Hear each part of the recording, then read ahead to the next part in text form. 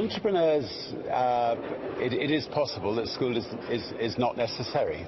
I mean, I left school at 15, and I learned the art of entrepreneurism by just getting out there and doing it. And I also educated myself, in the real world. And I've seen my life as one long education that I never had.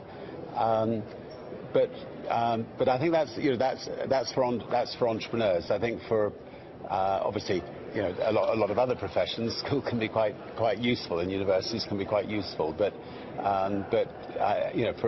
for most entrepreneurs, I think the sooner they get out there and get their hands dirty, the better. Now you've got your business. The second thing you've got to do is find a great team of people to work for you. Make sure that you motivate them well.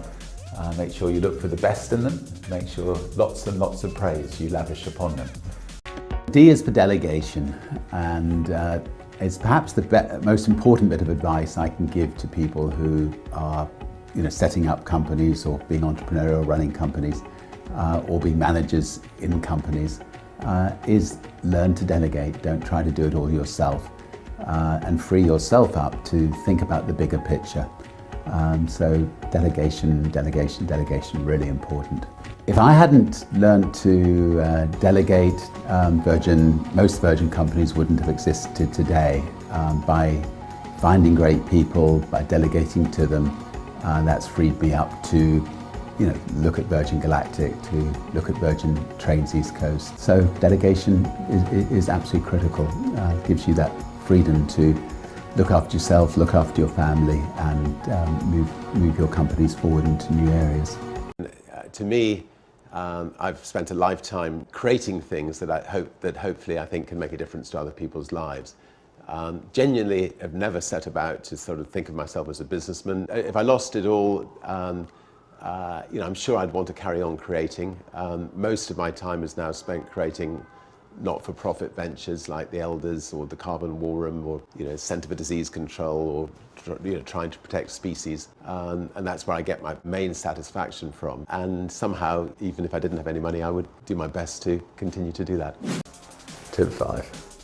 Having just screwed it and done it, and just not sat on your arse too long and just got out and created your business, make sure you have a lot of fun doing it. Make sure your staff have a lot of fun, your customers have a lot of fun, because life's too short to take it too seriously. The most important thing about running a company is to remember all the time what a company is. A company is simply a group of people, and as a leader of people, you have to be a great listener, you have to be a great motivator, you have to be very good at praising and looking for the best in people. People are no different from flowers. If you water flowers, they flourish. If you praise people, they flourish, and that's a critical attribute of a leader. I'll try to be a bit controversial. I think that if you've got an idea that can make other people's lives better, but you think, I'm not necessarily entrepreneurially bent, I would just say, just forget that thinking and just try it. And I do think that that most people, if they try it, they'll learn about it, and they may not become a serial entrepreneur, which is not necessarily a good thing. They may just want to just specialize in that one thing that they've got a passion for. So I think most people ought to be able to become entrepreneurs if they put their mind to it.